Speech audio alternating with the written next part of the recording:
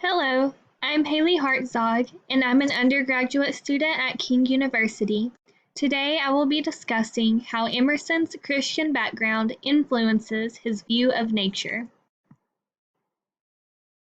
One idea that all American romanticists place varying degrees of value on is nature. In Emerson's essay Nature, Emerson places an abundance of value and holiness on the idea of nature. He claims that it reveals truths, brings eternal beauty, and even serves others. In the context of religious faith, to Emerson, nature is equal to God and should be worshipped as God is worshipped. Nature is an aspect of God that is a deity within itself. After closely examining Emerson's position, nature is not necessarily his God, but nature is Emerson's Jesus, serving as a mediating bridge between man and God, between what is unholy and what is holy. Emerson's religious perspective on nature is inspired by his Christian background. For several years of his life, Emerson spent his time preaching. He traveled the country giving sermons to different crowds and congregations. After being raised as a Christian and after preaching in that faith, Emerson began to reject popular ideas and practices that are found in the Christian religion, and he began to adapt portions of the faith to align with his own beliefs. Soon enough, Emerson's sermons and lectures started to reflect his uncommon theologies, and they were quickly seen as controversial.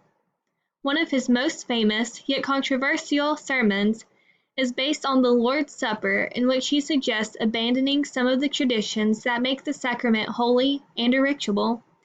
After giving that sermon, Emerson resigned, and following his resignation, he did not completely abandon his Christian vocation, but he continued to temporarily preach in that religion for years. Emerson finally began placing the same divinity that is found in Jesus on nature, and his ideas lead to the theology that nature serves in the place of Jesus.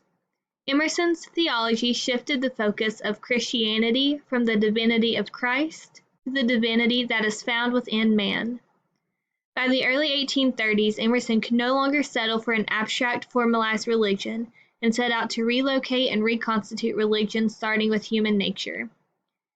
He believed that men already had a spiritual force within themselves that allowed them to interact with and experience God on a personal level.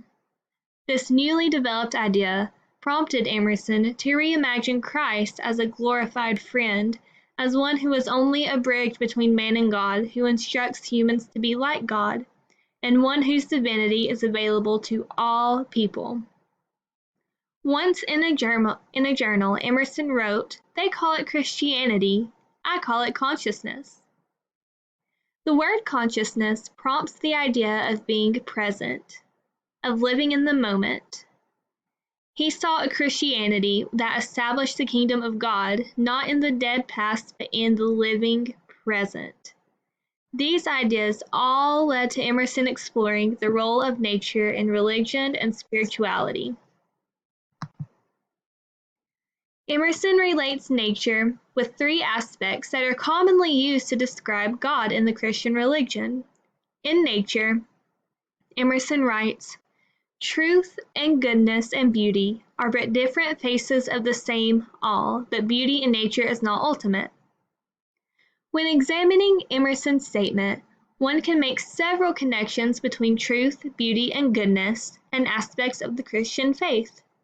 Emerson chooses to use three words to describe nature, three words to describe different faces of the same all.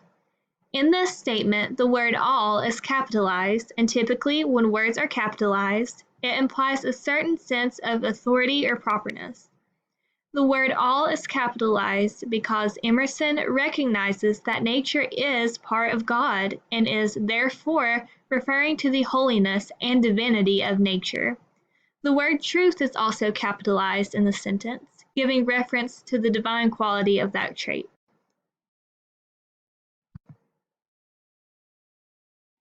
According to Paul Lauder, one must analyze the words that Emerson chooses to use by not only looking at their meanings, but by also examining how they are acting in the text and context of the material.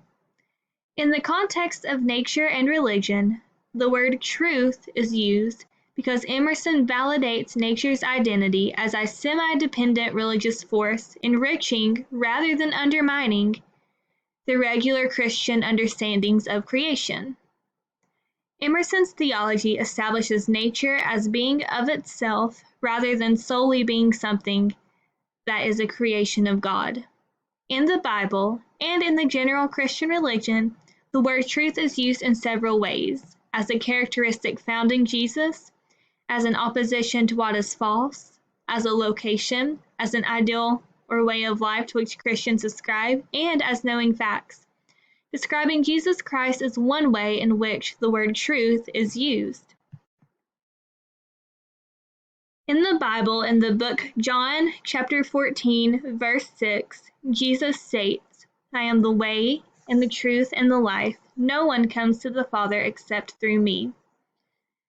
Jesus, God the Son, is the truth. In this statement, Jesus is both the path as well as the true guide to get us to the Father's house, to heaven. And in Emerson's essay, nature is also the path to God and a guide that teaches us how to know God better. In Christianity, the word good is used to describe God. There are several worship songs and hymns that refer to God as a good Father. In the Bible, the first book of Chronicles, chapter 16, verse 34 states, "Give thanks to the Lord, for he is good, his love endures forever." Viewing God as good leads to the thought that God is the creator of all that is good. God is accordingly good, wise, just, truthful, and merciful. Because God is good, one is able to fully trust him and his plan. And by referring to nature as good, it can be thought that nature is a source of wisdom and truth, which are two attributes of Jesus and two attributes of God. Nature can be trusted, as Jesus is trusted, because it is good.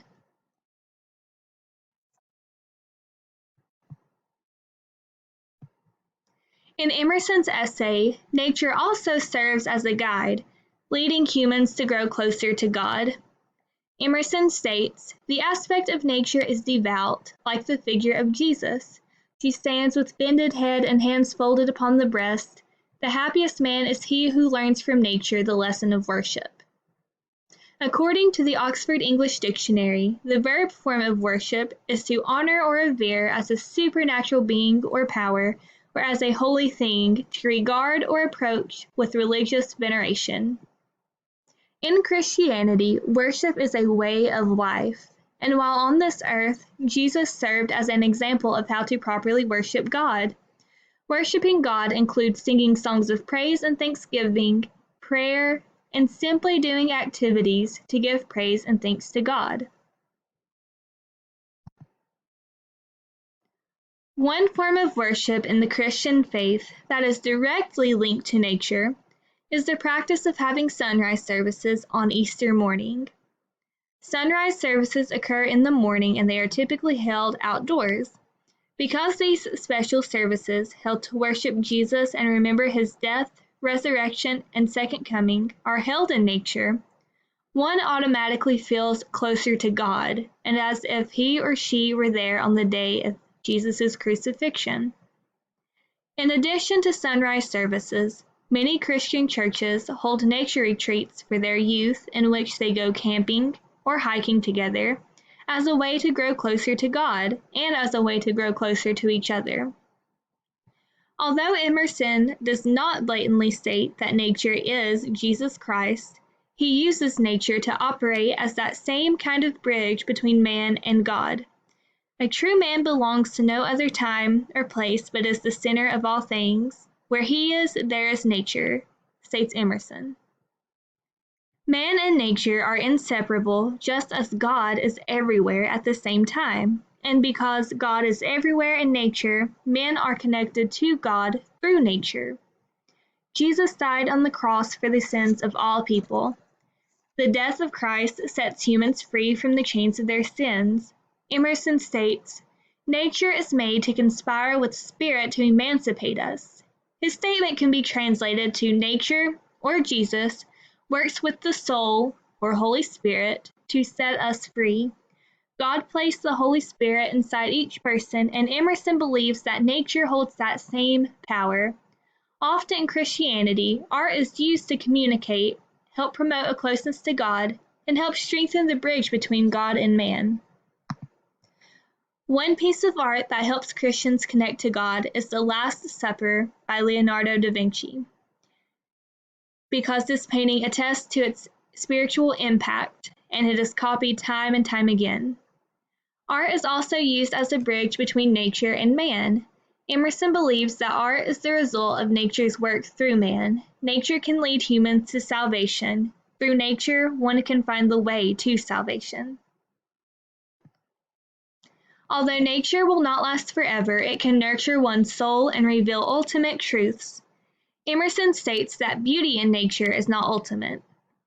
This can relate to how, although the grass and flowers will fade away, God's word will stand forever. Emerson does not think that nature is the end goal or the most fixed aspect of earth, but he does believe that it is the herald of inward and eternal beauty. Similar to the view of life by Christians, although humans will not be on this earth forever, the soul can still be nurtured, and the soul can create goodness in the world. For Christians, the aim of life is not to create a forever home on earth, but to prepare for an eternal home in heaven. Jesus heals and nurtures the soul, and nature has that same power to save and bring healing.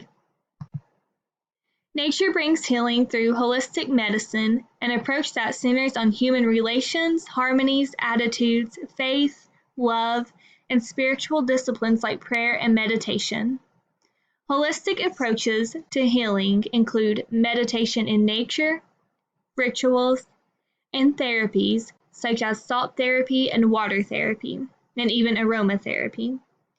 Through meditation in nature, one's soul can be re-centered and reconnected with the truths of the world.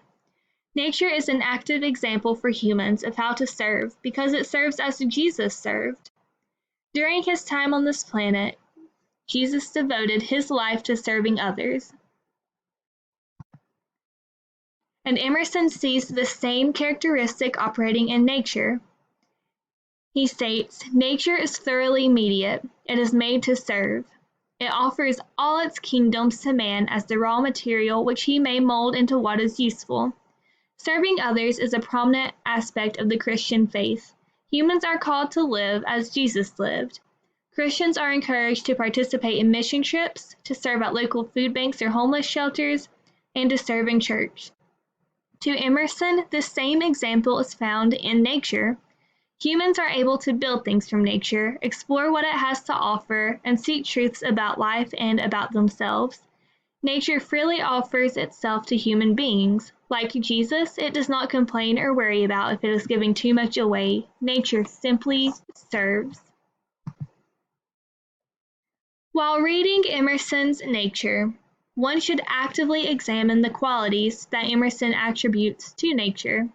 Those characteristics include nature's ability to serve, the three facets of nature, nature's ability to connect man to God, nature's ability to heal, and its ability to teach. If one analyzes those characteristics, it can be noted that nature and Jesus share all of those traits. In nature, one can find rest, and one can learn lessons about the earth and about God. And through Jesus, one can find eternal rest and learn lessons about life on earth and about God. Because of the divinity placed on nature that is inspired by his Christian background, to Emerson, it serves in the place of Jesus. Nature is Emerson's Jesus. Thank you for watching.